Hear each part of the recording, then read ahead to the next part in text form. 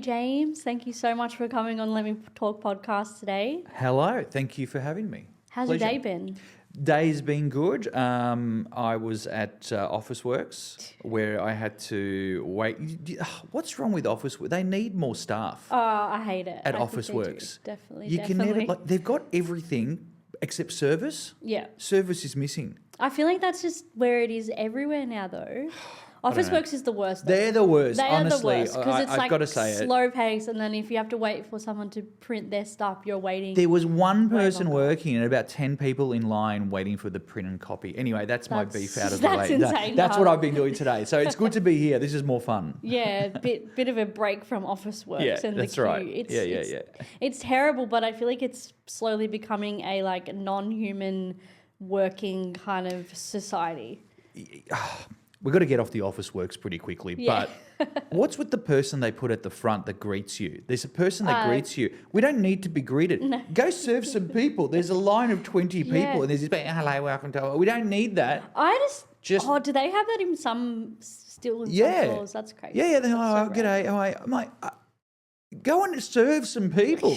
Extremely We random don't to have a need- greeter, but like not enough people at the desk. Does anyone walk out of Officeworks going, oh, it was lovely. I got greeted on the entry. Yeah. Like, just go away. Just So weird. go do some so work. weird. Anyway, yeah. But getting into it, you do everything so much. So I kind of wanted to start with a rapid fire a little bit, just Yeah, to sure. break the ice, get to know you a bit more. Sure. My first question is, who's your favorite entertainer? Can be in whatever genre. You've started kind of with the biggest question, the $1 million field. question. Yeah. Because there's just so, honestly, there's so many, Zoe. Like, it's a hard to pinpoint. I've never had sort of just one person. I've had like various people that you either idolize or love watching. Particularly in the comedy world. Overseas, if someone asks me, who's your favourite comedian? A name that stands out to me is Michael McIntyre. I don't know if you know much of his work. I don't think I've heard of him. He's pretty big. If you look him Yeah. up online, you'll I probably know by face. You'll see how big yeah. he is. I really love Michael, McIntyre. But like here in Australia, some of my favourite comics are people I get to work with and call friends and colleagues. But like I love your Carl Barron, Kitty Flanagan. Yes, is amazing. Kitty Flanagan, I think, she's is incredible. an absolute superstar. So there's various And names. she does it so well. I think like it's never she's never going over the top. She's always quite subtle but like funny. Yeah, she treads the line nicely, but her delivery, her material is just so clever. Yeah. And the way she just pitches herself, I think she's absolutely phenomenal. And I haven't had the opportunity to even meet her. I hope just to meet her one day, but I'm a big fan of Kitty's I work. feel like you'll cross paths at some point. Oh, hopefully. We'll see how we go. But yeah, there's so many great comics in Australia. Yeah. It's hard to sort of pinpoint. But that's like, do you know what I mean? We all grow up watching so many like various different people and draw inspiration from so many people and across like the years growing up that you're almost like you don't just have one person a lot of the time that you say like, oh, definitely look up to this person. There's multiple people for, I guess, multiple chapters in your life as well. Yeah, agree. And also like for myself who works as a comedian and a performer, because there's always this question about what makes you unique, and we are all unique, but we're also, in some way, what's created our uniqueness is the inspiration we've had from others. So I love, say, 6 different comics, and I love a little bit of that and a little bit of that and a little bit, and you do take what you love from people, but then you got to just try to find your way of molding it, and that's what creates your uniqueness out of it. But we are inspired, definitely, we are all inspired by others, I feel. Definitely. What do you prefer most, I guess, watching TV or going to watch stand-up comedy routine? I prefer being on TV when that happens. You get paid for that as well. No, look, watching live performance is always the feeling that you get afterwards and after seeing something live. Nothing really beats that. However, some things are made for the screen. There are films and things like that obviously you can enjoy on a different level. but whatever you see live, Just hits it can differently. stay with you, Yeah. assuming, it's affected you in a positive way. Yeah, exactly. And the last one is, when are you most inspired? When am I most inspired? Yeah. Good question. I tend to sleep. I go to bed very late, very late, like You're 2, a bit 3 of in a, the like, morning. night Yeah, I'm a owl. bit of a night owl, so I'm probably most inspired in the evening. I think a lot of creatives I are think like so. that. We are like that when the world is a bit Rarely in the quieter. morning are like No, mornings are creatives. not. Comedians don't get up till like midday. Yeah. Unless we've got a podcast that starts. Yeah, exactly. No, but I rather be a night owl as well. Like, just have that time Yeah. to kind of really put towards the creative side of things. I think so. I think you're right. I think overall the late nights are creative for people. Maybe the world stops a bit. Yeah. Everything calms down, so maybe your brain can calm down a lot. Like if I'm thinking of new gags or new material, or I've got a gig tonight, and like late last night, I'm like, oh, I've got this new line, I might try it tonight, so I'm going through it, and it was 1 a.m, Yeah. and it pops up, and you go, oh, I might try that line and do it like Definitely. this. Have you ever had Yeah. experiences where you're like sleeping and for some reason your brain just has a random idea and you wake up? Like in a dream state kind of thing? Yeah, like a dream state. Or like, do you remember your dreams even if it is Some. in a dream and you don't wake up? No, some I do, some I don't. Do you? I've had a few I've actually had a few times when I actually would vividly remember a Yeah. dream. And then if it's like an idea, like wake up the next morning and like write it down. Yeah, I don't feel like my dreams have ever linked to my work in any way. I don't recall a dream. Probably happened now that you're I talking know, now that we're about it, happening, now honestly. we've put it into the subconscious, now it's going to happen. But no, Yeah. I feel like my dreams have always been about other things or other people. But no, I don't personally, no. Yeah. No links It's to work. interesting though, Yeah. like it doesn't happen with everyone, but when you actually vividly like remember a dream, it's a weird situation because it's such an unexplained thing. Look, I think dreams are the most mysterious thing ever. Because we all know that when we're in them, they feel so real. They do.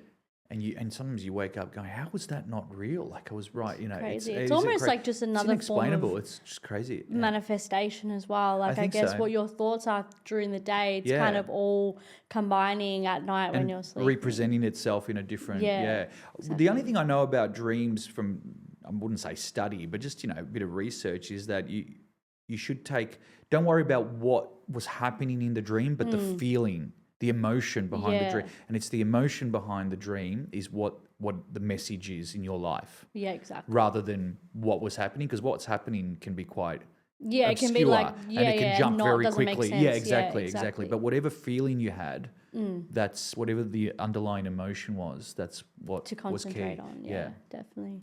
Well, I mean, you've had quite an extensive career already, and you started when you were a child. What, I guess, started this off for you, and how did you get into this industry? Because being Italian or part of like the ethnic culture community, it's not the easiest thing. So was it quite easy for you to get into this career? Because your dad, I read, is also an artist. That's right. So ironically, being Italian is what got me into it, because my father was a playwright and a performer himself, but of Italian language. He was a very, very a fluent Italian writer and speaker. He was very educated in that area, but he was also very artistic. So here in Australia, he pursued, I would call it sort of semi-professional theatre, where it's sort of part-time, because for most of it, our family ran businesses, restaurants, hospitality. Nice. So on the side, he would, produce plays and comedies and stuff, and he would write, and in the 80s and early 90s, my father was one of very few very popular Italian playwrights in Australia, in Melbourne. Yeah. So we would stage shows. And as a child, I started in those shows. I started performing in Italian language for the Italian community of Australia. But, I mean, language is just one. I mean, performance is performance. Yeah. Your language can change, it's Yeah, whatever. exactly. So, but the keys of performing and the skills are still the same in being able to Yeah. perform. So that's what got me into it in a nutshell.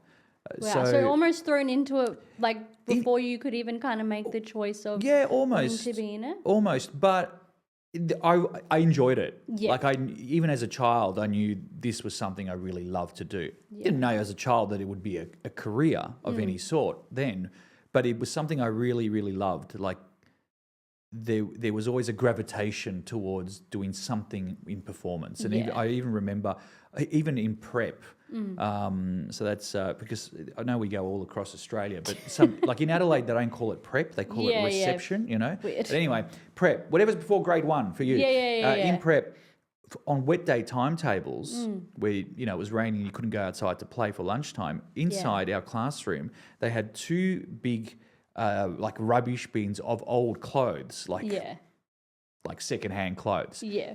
And we would play costumes with them, and put on shows. And some kids were playing cards, and some were over there doing whatever, arts and crafts. I was always in that area, in the arts, putting on costumes, pretending.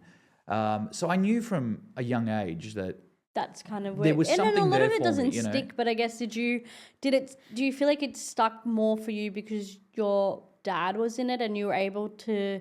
It was maybe a lot easier for you to continue on the path because you had that encouragement from your parents. I think it definitely gave me more opportunities to be involved in theatre and learn about theatre. Because when we did stage these shows, they were quite big shows, and many, many hundreds of people used to come during the season, and we would stage them in real theatres. So I was in that environment. It wasn't sort of like some little hall or something like that. They were pretty big on a bigger scale. Yeah, on a bigger scale. Well, your parent did you work in your family restaurants? I did. Things like that? I did sometimes. Yeah. Yeah. Yeah, as a young teenager. But never really had the kind of desire to go into that industry. No.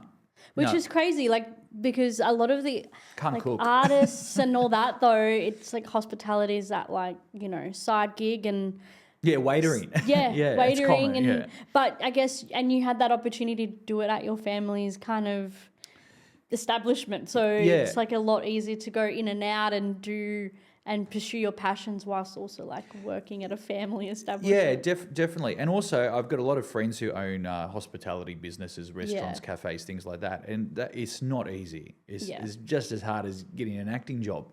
It is performing or being a performer, a comedian, whatever, is a lifestyle. Yeah. It's not just a job. It is an actual lifestyle that you need to live. Yeah, exactly. And so is working in hospitality. I think anyone will tell you the same thing. And I honestly think though, even having a side job in, whilst you're pursuing these dreams, it's when I was younger, I thought of it as it sounds like a plan B, but now it's almost like you have to have your side job to be able to invest and fund this kind of career until you're obviously able to kind of make it and not have to worry about having a side job. Yeah. A lot of people don't understand that. It's actually really important because if you don't have a side job, you don't have anything to fund what you actually want to do. It's a tricky one, definitely. Some people will say, what's the key to success? And some will say, don't have a plan B so that you concentrate.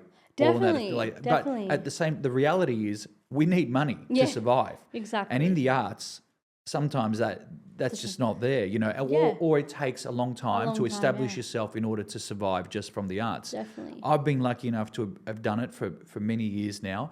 But what I did do is I did have my side hustle for money, but I was lucky to keep it somewhere within entertainment as well. Like I do radio.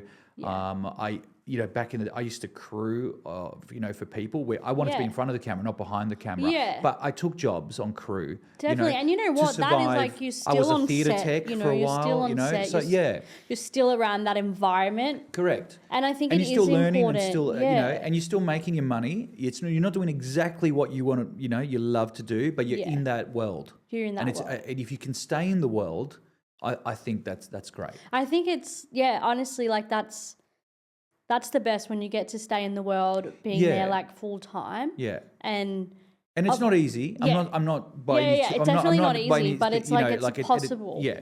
It's definitely possible. I think where people, and like, forgive me if I'm wrong, but like where kind of the ethnic kind of situation comes in is like a lot of parents don't see that it is possible. And it's like people, like obviously we were talking before, but it's kind of like people that are in the industry like George Capinaris and all those ones that came up have helped the younger generation explain to their parents what this career is about and what it takes, and that it's not just a linear career path. And I don't think anything is a linear career path anymore. I think you have to fight for a lot to get to where you want to be. You have to hustle. You have to hustle. Like part of this job to make any success in it is to hustle. Yeah, definitely. And some people ask, how do you survive full time in it? I actually was going to ask you that, because that's like, it's rare. Like if you're not on a regular TV show or correct, it's not easy. So that's interesting. I would love to know about how you make it a full time. Part of surviving in the business is to take a bit of everything. And what a lot of people don't see is that we do a lot of private work too, and corporate gigs, that help make us survive financially as well. Some of the stuff you see online, but like me and George and other comics, Joe Avati and Tahir and all that, all that group. Yeah. We MC weddings, for example. Yeah. It's public knowledge because we put it up online, but they're corporate events. They're private functions. Yeah, exactly. That's just something. I'm not can't sell a ticket to the wedding. Come and see me do a wedding. Exactly. You can't do that. So you survive also by taking on those jobs too. While you are working on the bigger stuff, the more public stuff, or the TV gig that's coming up, or what have you. But you need to hustle. No one can book you unless they know you exist. Yeah. So exactly. The hustle is you have to put yourself out there. Yeah, and it's always a fine line between hustling and, I don't know, can I swear here? Yeah, you can swear. Or pissing people off, right? Yeah. Like you have to tread lightly. Yeah, exactly. So you got to find a humble way. It's the humble hustle. Yeah. Not the aggressive one, because then you'll start to get a bad reputation. And not actually going too hard and pressuring people to book you and things like that. Yeah, definitely. You got to let people know you're around, and you've got to treat yourself like a business and promote yourself. Promote yourself all the time. Exactly. Don't be afraid to promote yourself. You know, you need a little bit of ego, but again, you need to remain humble. It's a humble ego. Humble ego is healthy. Yeah. You need a little bit of ego. If you don't have that ego, you're going to...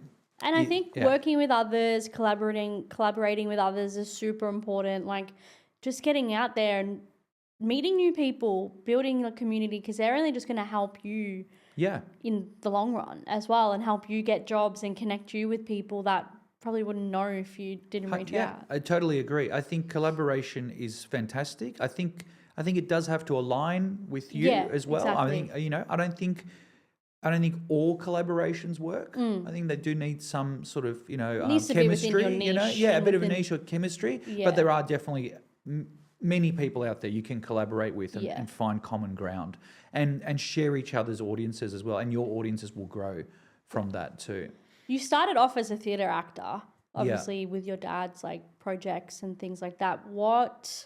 When did you start to kind of branch out of that, and when did comedy come into your life? Yeah. So comedy, even in the theatre acting world, in the sort of the more traditional acting roles, I always gravitated towards more comedic roles, even to begin with.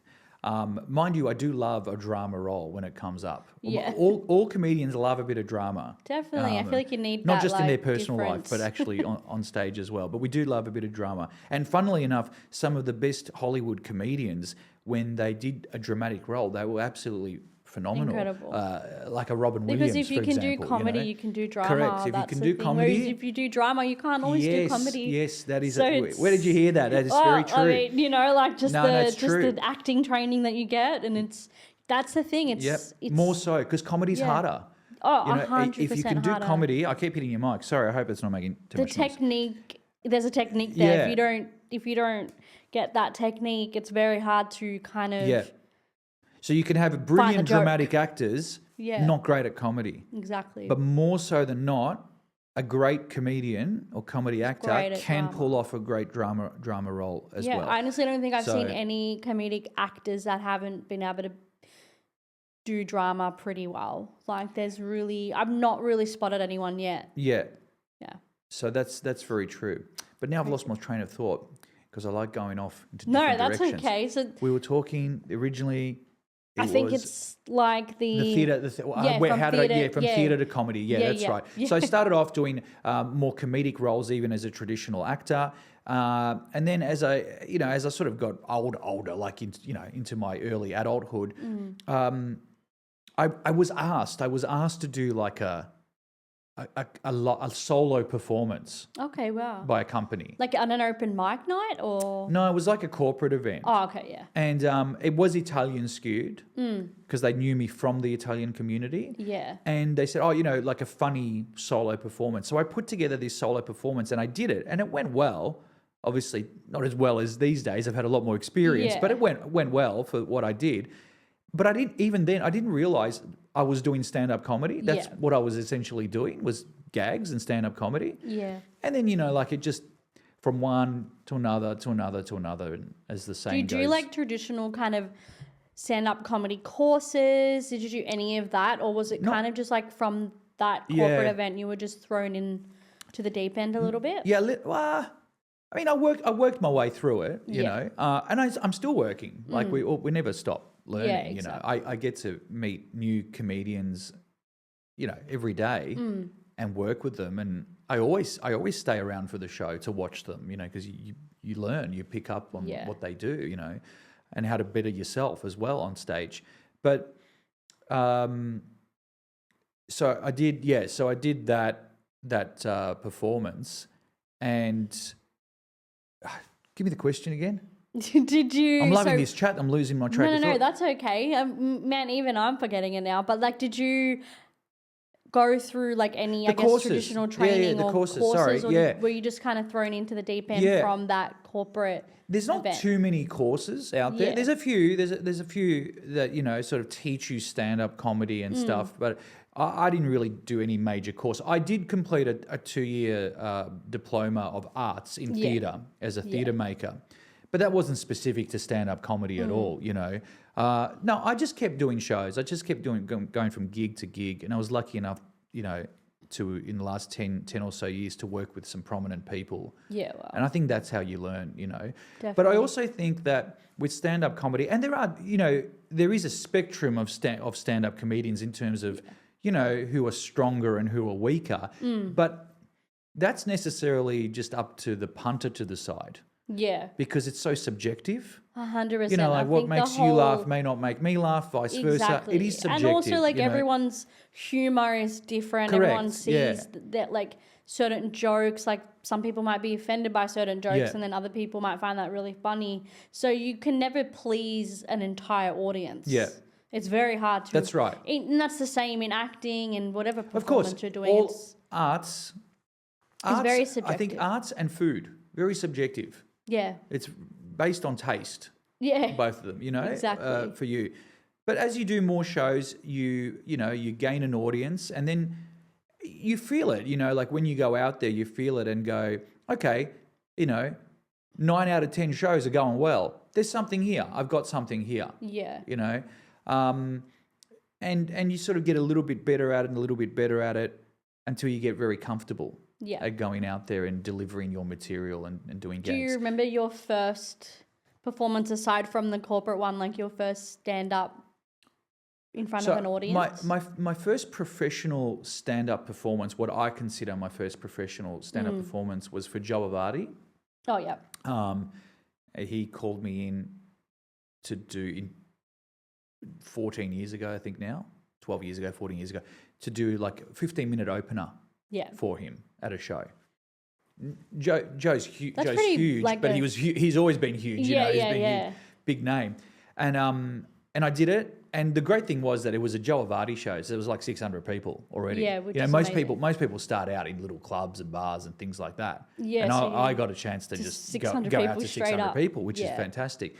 And it went really well, and that led me on to doing 40 shows with Joe Avati, opening for him around the country. wow. And then obviously a friendship developed, and since then I've done countless shows with Joe, supporting him or in the same lineup as him as well. Even up to this year, early this year, I was back with him here in Sydney. And then that led me to, meeting Everyone George else. Capanaris and Yeah. Tahir and, all kinds of Yeah, people which in is that incredible. group.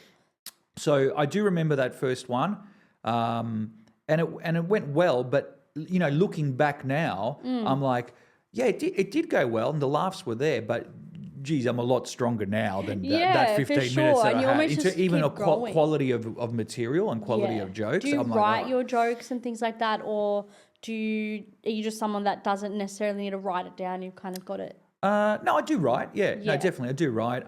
Not all jokes are written word for word. Sometimes it's a bit of a premise or a punchline, and Yeah. you've kind of got it in your head. But I Yeah. do like to verbalize it to myself out loud at Yeah. home, in my office, what have you, in the car, because I think you've got to get those words out. Otherwise, Yeah.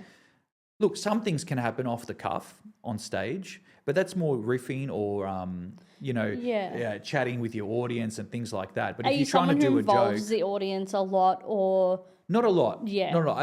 A little bit, but I've got some great comedian friends of mine that excel. full, They yeah. excel in that area. That's their skill. Like their forte is that. Yeah. I'm more. I do have a few questions, a little bit like that, but I'm more material. Like I've got my material that I deliver. how do you think it's better if it's like a short amount of time, or like the longer kind of sets is what suit you more? At this stage of my career, anything shorter than 15 minutes for me is like hard. Yeah. My best spot is like 30 minutes. Okay. Yeah.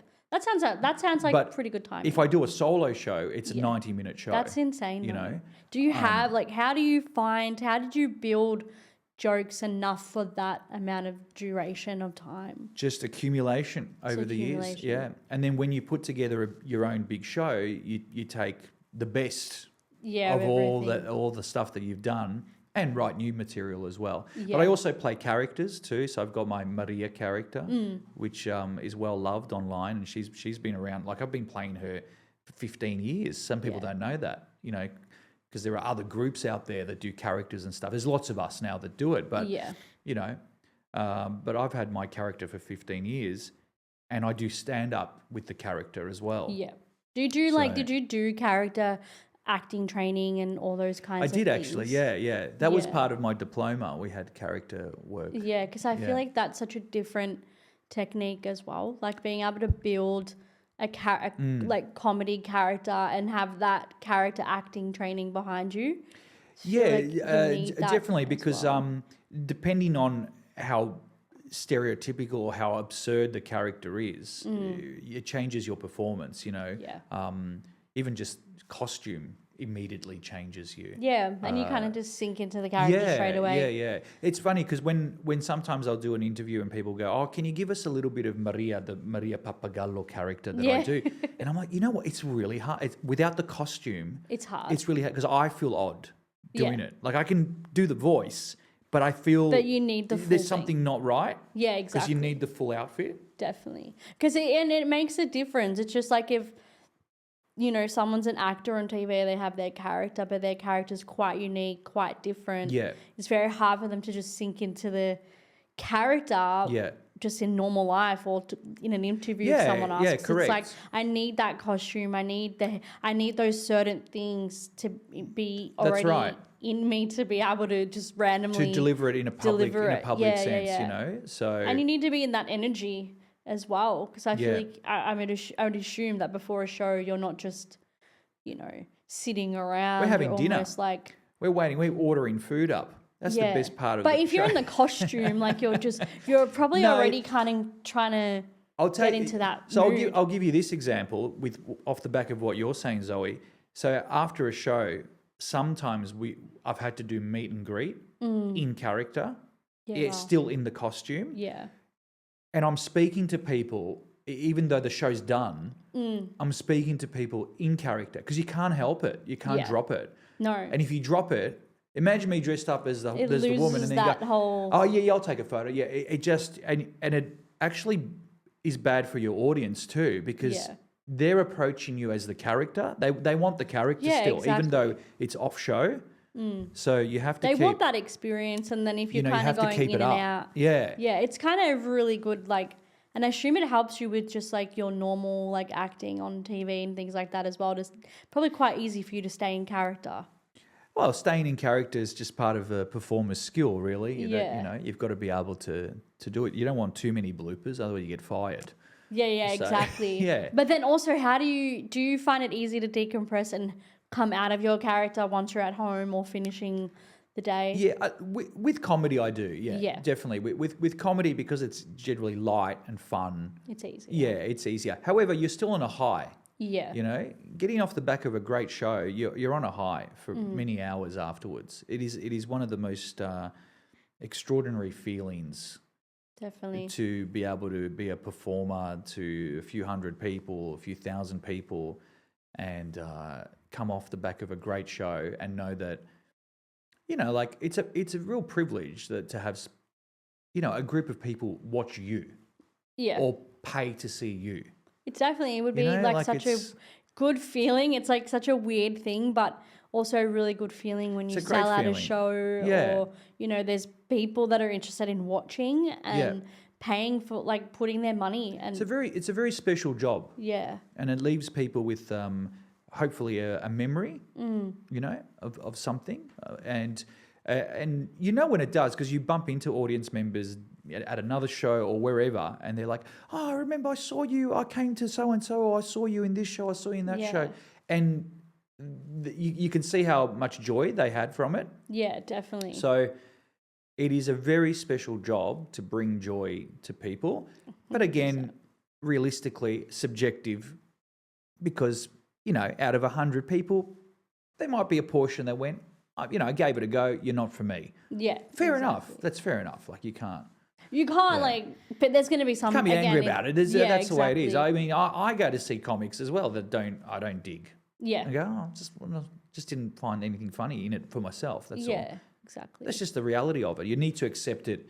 if you're going to be in the job. 100%. And also you need to accept kind of that criticism, constructive feedback, I guess, when you're in this industry, no matter what part of the industry you're in, because I think if it's polite criticism is good. Yeah, and it builds up. Yeah. It builds up like you as well. Like you're able to take on the feedback or whatever you choose to take on. You're able to do that and keeps creating that thick skin as well. Yeah, exactly. So, I think you definitely need a thick skin in this industry. I do feel, however, though, if your criticism is negative, for example, and there's nothing positive, and it's continuously negative, maybe you're in the wrong business. Yeah, exactly. Like if your criticism is generally positive, but then a few times, this joke was crap, or we didn't like you here, and it happens occasionally, which can happen to the best comics out there. Yeah, definitely. The most famous comics cop that. I still think you're okay as long as in the majority you're positive. Exactly. But if it's continuously negative, I feel like if it was me, I'd be reassessing and going, I'm like, maybe I'm in the wrong business here. That's just a personal But opinion. I mean, also though, stand-up comedy is such a vulnerable thing.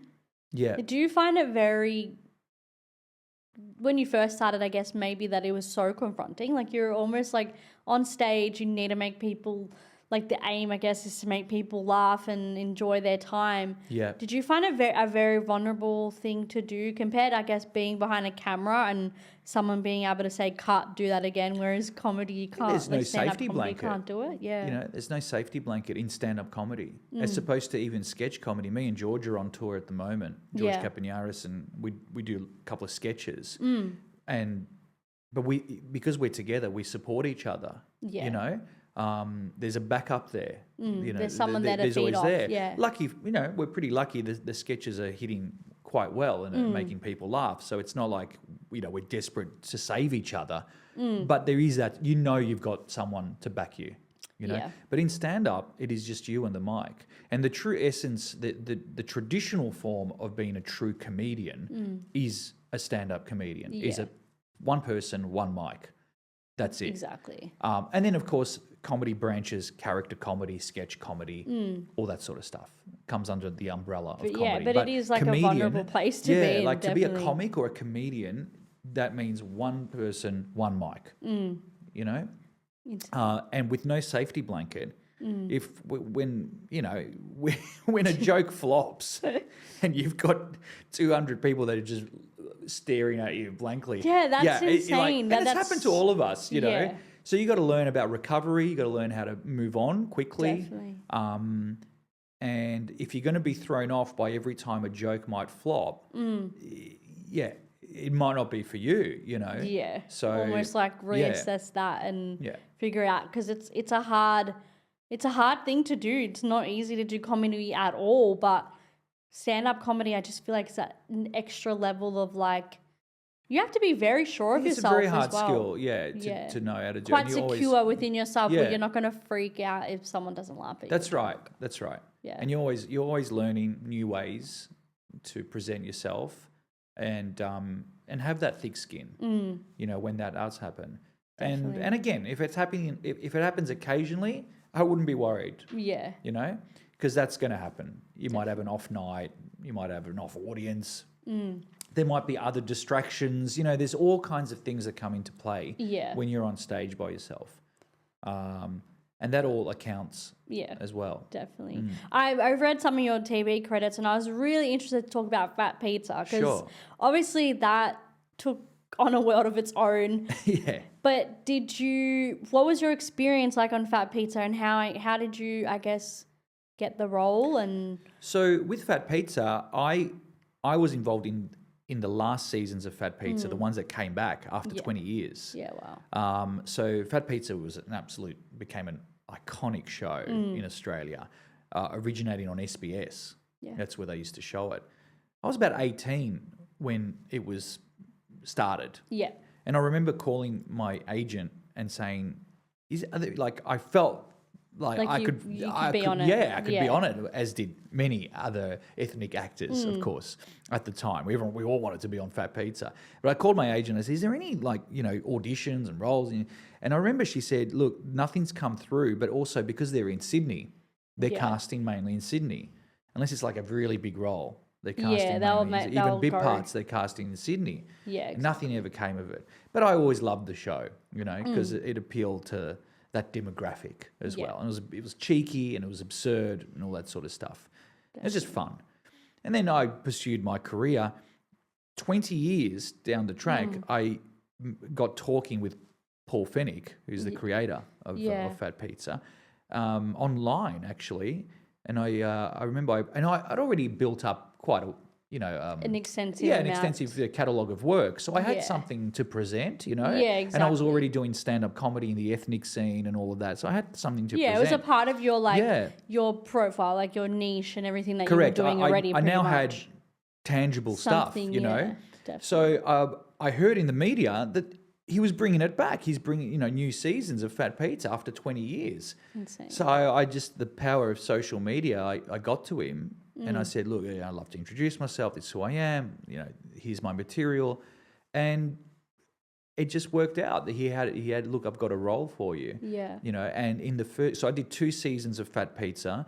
Of the I call it the new Fat Pizza. It was called Fat Pizza Back in Business. Yeah. On 7 Mate. It was on 7 Mate. Yeah. So I did the first season where I played Paulie's cousin, Lino, the goofy Lino, and it was only like a couple of scenes. Yeah. Then I was already grateful. I'm like, it was like a mini dream come true because I've always wanted to be on the show, That's and to play an opposite achievement. him That's as something well. that you've wanted to Yeah, do. Even if like it's just like wanting to work alongside the actors. Like exactly. that's something that you've always wanted to do. So it's on the bucket list, Yeah, exactly. And who I didn't know was going to come back. So he did 1 season, did the small roles in 2 scenes. It went well. He said he brings it back for a second season, and he goes, "I'm writing you in." That's amazing. From top to bottom of the whole season. Yeah. So I think there were 6 episodes. I was in like I was in 4. I was in 4 of the episodes. Yeah, But nice. episode 3, he wrote all around my character. So That's it was like, incredible. when you get like a featured episode. So Yeah, it had a you lot had to do that. with my character, Yeah. which I absolutely loved because it gave me an opportunity. I don't think I'd had that opportunity yet in a TV series to shoot in that kind of way where I had a lot of scenes and really absurd, fun stuff. Like it's crazy stuff. Like No, I mean, it was a crazy show it's really fun. in the original, and you just didn't like. Just wouldn't have thought that these people would have had big careers, but Yeah. because not for anything, but a lot of the time, like Australia don't take people that seriously until they're able to make it like internationally, which I was so shocked. Not shocked, I think she's very talented, but Rebel Wilson coming from Fat Pizza, it's like you weren't on like A Home and Away or Neighbours, you were on this show that was incredibly funny, but it definitely wasn't seen by everyone or in an international on an international scale. She really pursued the acting, and she did a few other shows here in Australia. I got to work with her on Thank God You're Here. I actually think she's like so smart as well. And she was clever, and she went overseas. She met the right people. I mean, she's talented. Obviously, she's talented too, But look, like I said, she didn't have that many credits here before going over there. Not a great deal. I really just remember her from Fat Pizza, if I'm going to be like completely honest. Like definitely remember she her did her from own Fat show, Pizza, own show on ABC after for a little while. I wish I remember the name of the show, but she did her own show. But it was only that, and then she went straight to America. And I guess, a bit of luck plays part as well. Definitely. And I honestly think, though, that Fat Pizza also got more of a name from her kind of going to America and being successful. Because I don't think she is ashamed of being on that show either. Like, I've heard her speak so highly of it. Yeah. And I think the creators, like, must be looking back now being like, they kind of had a really good cast in the original, and they were able, like all those comedians were just able to make it something. They've all gone into their own directions. I mean, another standout is, of course, another great friend of ours, Tahir, who played Habib. Yeah. He is one of Australia's biggest comedians. Insane. And I've done a lot of shows with Tahir. I'm doing a new show with Tahir and George next year as well. So we're in the middle of planning that. So we'd already toured, us three, for a while. And now we're going to come back and do another new show. And also, like, Fat Pizza was kind of like the first iteration of allowing people like Superwalk to take it then to like the next level. Yeah, absolutely. Even those guys, Superwalk have done fantastic. Insane. And I have a lot of respect. I've never met the boys, but I have a lot of respect for them because they started off on YouTube, but YouTube before social media. Yeah, before YouTube like Facebook. Before Facebook, before Instagram. Yeah. It was just solely YouTube. It was YouTube. And that YouTube is hard. Oh yeah, it's hard to crack it. It's not like it's hard to crack it. And it went out of like fashion for a little bit, and now it's back in. Like people are literally putting their stuff just straight on YouTube. On YouTube, yeah. I think there's a new movie out that's come out. I can't remember what it's called. Maybe Obsession YouTube or something. Has become like a channel. Yeah, their thing like was a legitimate fully channel. premiered on YouTube, and now it's in the movies because of YouTube. Yep. It's coming back in. Do you know what I mean? It had its moment. Yeah. Then it went away for a little bit, and now it's coming back. Those boys started that way, before social media. They hit it at a time, and where that's why I feel like I have respect for them because. I don't think you can call those guys lucky. I think they really worked hard. Like sometimes on social media, we can be lucky. Yeah. Even I've been lucky. Like I've had, posts or videos go viral, go into the millions of views and stuff. Yeah. Yeah, okay. Is the video entertaining? Yeah, it's probably entertaining. Why did it get millions? I don't know. A bit of luck as well. It got shared around enough, and a bit of luck that it got shared around. But those boys worked. Yeah, they put in the effort. They put in this. Yeah, and they're still doing it. It takes a lot. So, it takes so much to come I up with an idea, with a concept. George has met them many times. He did. He did like speak so highly of them, and then what's crazy? It's like you got Superwog, and now you've got Sushi Mango. Yeah, both they came at different similar times. concepts, but like also they're able to keep their uniqueness as well. Like no one is like kind of, there's no real one original idea anymore, but they have their Yeah. own uniqueness, and Sushi Manga has taken The their stuff. the sushi even boys, which we more know crazy. the sushi boys well too. You know, I mean, we all know each other. You know, they still base their characters on more older, nostalgic Yeah, kind of exactly, characters. Like exactly. my character of Maria, she's in that same sort of theme. You know, while the Super Wog boys are. You know, Quite younger. muzza kind of, you know. Exactly. you They're know, kind that of similar to Fat Pizza in a Yeah, way. yeah, Like there are similar similarities concept to that, yeah. which I think that's a show that allowed them to kind of do what they're doing and go as far as they're doing. Like I auditioned for their Netflix show, which so much fun. Yeah, like it's so much fun to get to do that. I like, had quite a few friends that were in their Netflix shows. yeah. I mean, even just getting the audition, you're like, okay, they'll obviously like see me as like an ethnic Yeah. person or whatever. It's exciting and And just were they there in the audition? no, because it was self-tapes. Oh, That's okay. what I Right, hate right. about it these days. It's just Oh, self-tapes don't get me started. and it's so robotic. Do not get me started on self-tapes because we will not have enough time. Look, I'm making a for my little business hate out of it, so I self-tapes. can't be too thinger. Like I enjoy Oh, it you have if to. it's There's like no way around it. Yeah, I enjoy it know. if it's. The only time I hate them is if it's a commercial, because a commercial needs to be in the room. Like if you're doing a commercial for, say, like, you know, a government ad, Yeah. and you're in front of the camera, you're not around the casting directors. Like it's very hard for them to be like, you know, this person Yeah. has got it. I feel like a commercial needs to be in the room to Yeah. feel that energy, to bring that energy. I feel they should all be in the room. I want them all to be in the room, all but be I'm in the like, room, I get why like they we don't used do it to. anymore. Yeah. Because sometimes those waiting rooms too are a little bit like iffy with some people that are in the waiting rooms. I think they don't do it anymore because they're getting us to do all the work, to be honest. A little bit, I think so. And everyone's house, every actor's house is now having to become a studio. Oh, For definitely. your self-tapes and your editing and everything, which was all done by other people And in the now past. it's like so you you can gotta do it on concentrate your on own. being the performer Yeah. and putting forward your performance. Now you're having to worry about, slicing your footage up and labeling it the right way and uploading it to casting networks and showcasts. It's and this insane. and- You're almost and I'm your like, own business. Hang on like, a minute. Do it. Put it Anyway, together you're for me. right. There is no way around it. There is no way around You it. know, But I think with certain so- things, it definitely needs to be in the room. Drama, maybe not. But comedy, I feel would need to be in the room. Should get back into the room. I do feel, though, the reason I say I think everything should be in the room is because I do miss the casting director giving you that little piece of advice for your next take. Definitely. They just go, because they're in there for you. Like they want you to be good because Yeah, they need to exactly. present to the producers and directors good talent to pick from. Yeah. And on a self-tape, you're only relying on what your choices. Yeah, exactly. But sometimes you Your need first that little you your need first that little choice bit. isn't the greatest, The and then casting you're like, director knows what they're looking for, and they'll go, okay, great. Just let's do a little bit of this instead. yeah, And, exactly. Like I'm not getting that. Yeah. You're not So, getting that straight off the bat. You're waiting to where hear back. If you give me that, I maybe can present you Yeah. in my second take on the spot On for the you. spot. And I hate Exactly. that. I hate that you're not getting that. So they're just seeing Insane. your choices. Yeah, because I've That's it. auditioned for back in, obviously not now, but Neighbours so many times, and I was like, why? What the hell?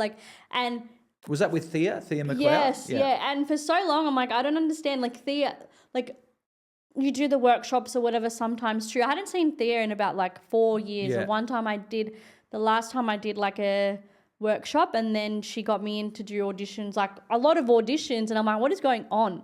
And then just randomly, it happened in the best way that Yeah. you could book a role. Yeah. I had an audition for maybe a couple of months. Yeah. And then my agent was calling me, and I was like, I had just recently done a Coles Yeah. audition, so I'm Yeah, like, yeah. oh, cool. If I get that, that's cool. Yeah. I've done a Coles one too. And they Yeah. called me, and I'm like, oh, you guys calling me about the Coles ad? And they were like, oh, no, not the Coles ad, calling you because they emailed us and is offering you a role on Neighbours. Yeah. It's a bit part, but I'm like, Yeah. whatever. This is has been my biggest dream. And when it went off the first time, it's like, fuck, didn't get it, didn't make it. What the Yeah, hell? yeah. And I'd been around those halls for years because I'd done extra work and then Yeah. I went and did my like film production internship with them. So it was kind of like a full circle moment, and I was Yeah. like, that's the best way, and it shows that hey, you might not feel like you're making an impact on them because you're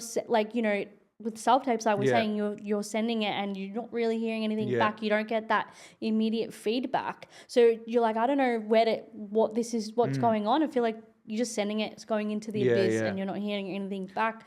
And in some circumstances it can just be like, you know, you didn't fit the role, whatever, we have this role for you. I know. And it hard happens to in the know. most weirdest way, but I had almost the exact same Oh, thing really? with Neighbours. Yeah. But mine was years back before Thea. It with- was Jan Russ. she's Of which amazing. I just caught up with on Monday. she's awesome. She called me in to audition for like a bigger role on Neighbours. Like I think it was like 2-episode role. Yeah, nice. I didn't get it. Yeah. Then I got a call, like weeks later, going a bit part, like, you know, a couple of scenes, you know, a couple of Yeah. small scenes, you know, speaking, but a couple of small Yeah, scenes in a exactly. role. And she's like, they'd like to offer you this. I'm like, yeah, great, I'll take it, absolutely. Exactly. You know, I would never say no. Like, so I'm just, you know, if you've done a good audition or you're suitable for something, you'll always get that call, but they'll call you you're back. missing Yeah. with the self-tapes. You're just missing that immediate feedback. yeah, there's no which I there's no think feedback. is honestly there's no, needed in some you know, sometimes. there's no like I've done a lot of commercials. Some of the ones that I've actually got and got booked for, I've walked out of that audition going, they'll book me on that. Yeah. Like I can feel it. I can sense so it. random I can because the sense it. callbacks I'll I've gotten get and things this like one. that, I'm Yeah. like, nah, never getting a You know? callback, and then I get a callback on the ones that I So- hate. It's very like you Yeah. don't know Yeah. because you also don't know how. It's all like I changed. pick All my the own industry's clips. I changed. pick what I'm sending because like obviously there's no one around me there to pick. But this what I'm is thinking, what and I I'm- don't want to be this is my someone that point. like goes to their management and like pick for me because No, I'm like no. I'd rather just pick myself. This is my point. You're in the room. You're doing 2 or 3 takes, maybe max.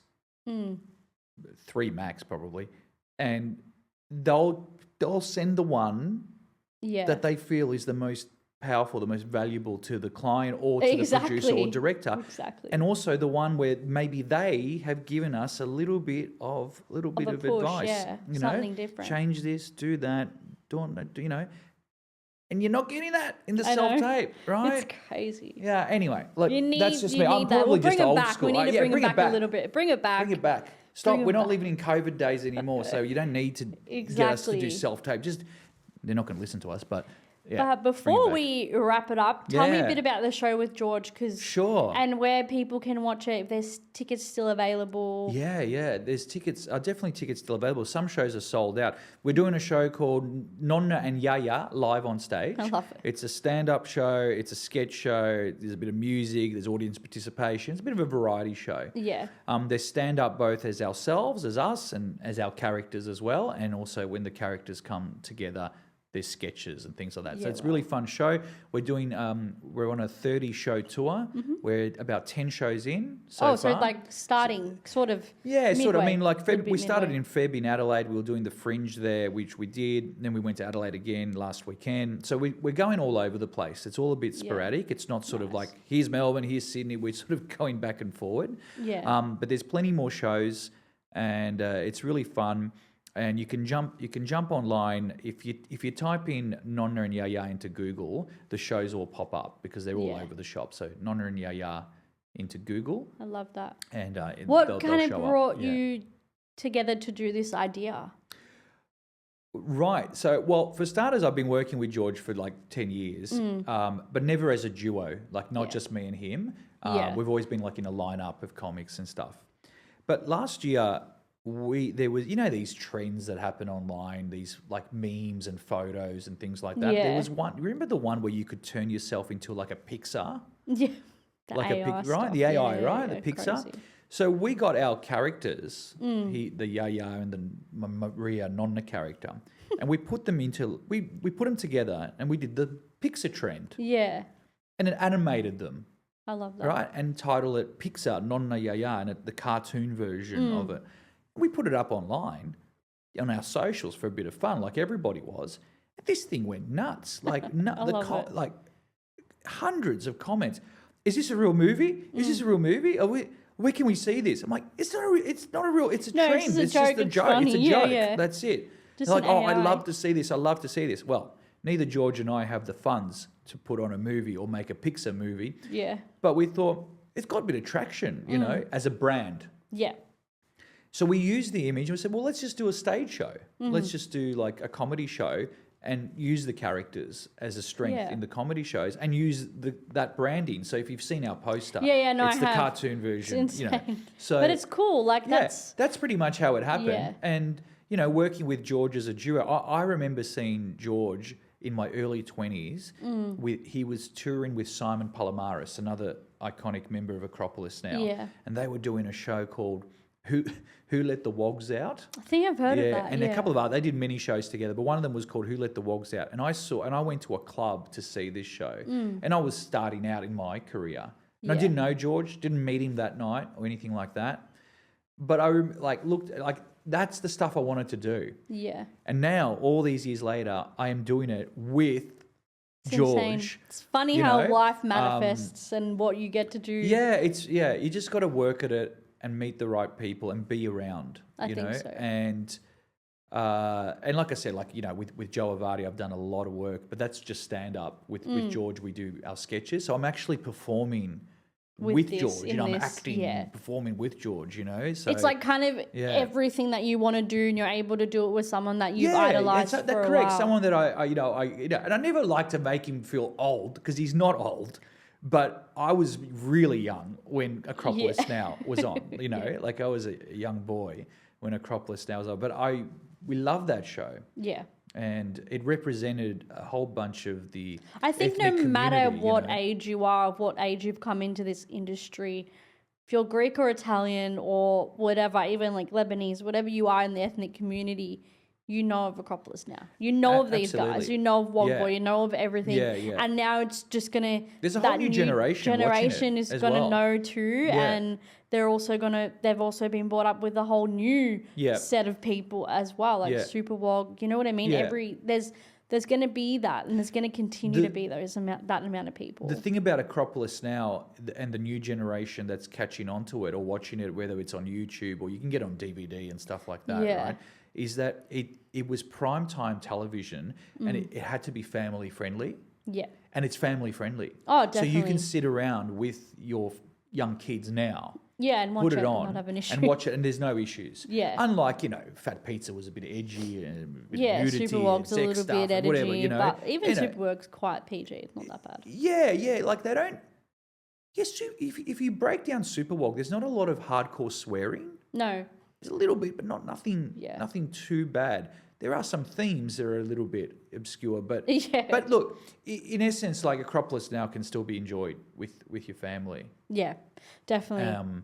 and people are, and I'm just lucky enough to get to work with members of the original Super team. incredible. So You should yeah. definitely be very proud of yourself, I think. Yeah, It always in a takes- humble way. But Yeah, yeah, no, no, I but- definitely am. And I think we all should be proud of ourselves. Yeah. If you've achieved certain goals, there's no shame in being proud of the work that you have Definitely. achieved. Well, thank you so much for coming Thanks, on. Sorry, it's been a great chat. Thanks It's for been having me. Awesome. Loved it. Thank you.